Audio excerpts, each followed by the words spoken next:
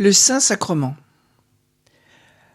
Le Saint-Sacrement est un nom donné à l'Eucharistie par l'Église catholique et par extension à l'hostie consacrée. L'Eucharistie, qui signifie en grec action de grâce, est un sacrement chrétien qui occupe une place centrale dans la doctrine et la vie religieuse de la plupart des confessions chrétiennes. La Fête-Dieu, appelée aussi Fête du Saint-Sacrement ou Corpus Domini, Corpus Christi, est une fête religieuse essentiellement catholique, célébrée le jeudi qui suit la Trinité, c'est-à-dire 60 jours après Pâques. Son nom officiel dans l'Église catholique est Solennité du corps et du sang du Christ. Cette fête commémore la présence réelle de Jésus-Christ dans le sacrement de l'Eucharistie, c'est-à-dire sous les espèces du pain et du vin consacrés au cours du sacrifice eucharistique. Les origines de la fête du corps et du sang du Christ remontent au XIIIe siècle. L'élévation de l'hostie lors de la messe manifestait déjà le désir de contempler le Saint-Sacrement. Mais l'impulsion décisive en vue d'une fête spécialement consacrée au corps et au sang du Christ fut donnée par sainte Julienne de Cornillon et la bienheureuse Ève de Liège. Elle célèbre la présence réelle de Jésus-Christ dans le sacrement de l'Eucharistie. Pendant la procession de la Fête-Dieu, le prêtre porte l'Eucharistie dans un ostensoir au milieu des rues et des places qui étaient autrefois richement pavoisées de draperies et de guirlandes. On abrite le Saint-Sacrement sous un dais porté par 4 notables. On marche habituellement sur un tapis de pétales de rose que des enfants jettent sur le chemin du Saint-Sacrement. L'origine de la solennité s'inscrit dans le sillage du débat théologique suscité par l'hérésie de Béranger de Tours qui niait la présence réelle du Christ dans l'Eucharistie. Le pape Urbain IV écrit qu'il est juste néanmoins, pour confondre la folie de certains hérétiques, qu'on rappelle la présence du Christ dans le très saint sacrement. Les évolutions de la théologie sacramentelle et son développement dans les écoles du XIIe et du XIIIe siècle ont été décisives. Le facteur déterminant qui a permis l'invention et la réception de la solennité de la Fête-Dieu a surtout été l'évolution de la religiosité populaire qui a accompagné ces évolutions théologiques grâce au développement de la prédication. Ce réveil s'accompagnait d'un désir de pouvoir contempler l'hostie pendant la messe. C'est à Paris, vers 1200, que l'existence de ce rite de l'élévation au moment de la consécration est attestée pour la première fois. Selon le Nouveau Testament, particulièrement la première épître aux Corinthiens et les évangiles synoptiques, ce rite fut institué par Jésus-Christ qui, la veille de sa passion, distribua du pain et du vin aux apôtres en leur disant « Ceci est mon corps. Cette coupe est la nouvelle alliance en mon sang. Faites ceci en mémoire de moi. » Les catholiques décrivent l'Eucharistie comme une véritable actualisation non sanglante du sacrifice du Christ en vue du salut par le ministère du prêtre. Dans le catholicisme, l'Eucharistie est célébrée au cours de la messe et constitue le point culminant de la liturgie, car elle présente plusieurs dimensions.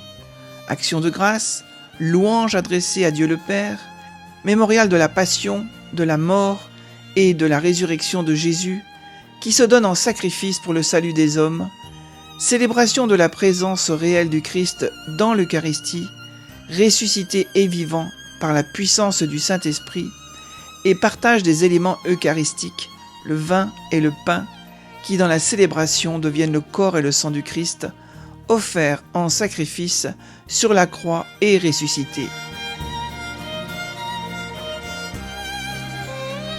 L'adoration eucharistique qui en découle est une attitude de prière devant l'Eucharistie au sein de l'Église catholique. Le corps du Christ est réellement présent dans l'hostie consacrée, et lors de l'adoration eucharistique, celui-ci est exposé et adoré par les fidèles. Dans certains lieux se déroule une adoration perpétuelle, c'est-à-dire que le Saint-Sacrement est exposé en permanence, tandis que les fidèles laïcs ou religieux se relaient auprès de lui. Certains ordres religieux ont été fondées pour promouvoir cette pratique qui est considérée comme un prolongement de la messe. L'institution de la Fête-Dieu a été consécutive à l'hérésie de Béranger de Tours qui niait la présence réelle du Christ dans l'Eucharistie au XIe siècle. À partir de Grégoire VII, les papes explicitent la doctrine de la transsubstantiation. Le 11 septembre 1226, à Avignon, le roi Louis VIII de France demanda que le Saint-Sacrement fût exposé en chapelle pour célébrer et rendre grâce pour la victoire sur les cathares. Devant l'afflux de fidèles, l'évêque décide de poursuivre l'adoration nuit et jour. L'initiative, confirmée par la papauté, se poursuit jusqu'en 1792. Au cours du XIIIe siècle, plusieurs figures de la chrétienté vont montrer une importante dévotion eucharistique, comme saint François d'Assise. La foi de saint François d'Assise dans le corps et le sang du Seigneur apparaît dans sa lettre aux fidèles. François rappelle en une sorte de credo l'essentiel du mystère de Jésus, la place centrale et récapitulative de l'Eucharistie. Cette parole du Père si digne, si sainte et si glorieuse, le Père Très-Haut l'envoya du ciel, lui qui fut riche par-dessus tout. Il voulut lui-même, dans le monde, avec la très bienheureuse Vierge sa mère, choisir la pauvreté. Et près de la Passion, il célébra la Pâque avec ses disciples, et prenant le pain, il rendit grâce et le bénit, et le rompit, en disant « Prenez et mangez, ceci est mon corps ». Dans Matthieu 26, 26. Ici, l'Eucharistie apparaît située à la charnière entre les deux temps forts du mystère de Christ, sa venue à nous dans le dépouillement de l'incarnation et son chemin pascal de remise totale entre les mains du Père.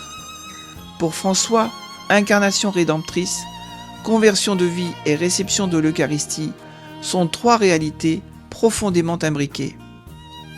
Sainte Claire, morte en 1253, est souvent représentée l'ostensoir à la main, par allusion au fait que déjà très malade, elle se prosternait, soutenue par deux sœurs, devant le ciboire d'argent contenant l'hostie, placée devant la porte du réfectoire, où devait s'abattre la furie des troupes sarrasines.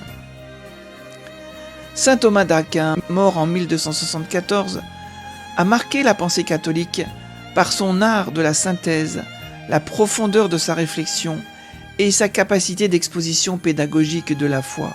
Il se distingua par sa dévotion et son amour de l'Eucharistie qu'il célébrait chaque jour après avoir servi la messe d'un de ses confrères. Quand il célébrait l'Eucharistie, des larmes coulaient sur ses joues. Le Christ lui apparaissait pour lui dire qu'il avait bien parlé de lui au sujet de l'Eucharistie. Il fut chargé par le pape Urbain IV de rédiger le texte de l'office et de la messe de la nouvelle solennité promulguée en 1264. À partir du XIVe siècle, se répand dans les églises depuis le nord de l'Europe un élément architectural pleinement détaché, l'édicule eucharistique, qui permet une sorte d'exposition permanente du Saint-Sacrement devant les fidèles. L'évolution de la dévotion. En réaction aux doctrines protestantes sur l'Eucharistie, le Concile de Trente 1545-1563 réaffirme solennellement la doctrine de la présence réelle. Il souligne que le Christ est entièrement présent sous chacune des deux espèces. Le Concile peut alors confirmer et promouvoir le culte rendu au Saint-Sacrement.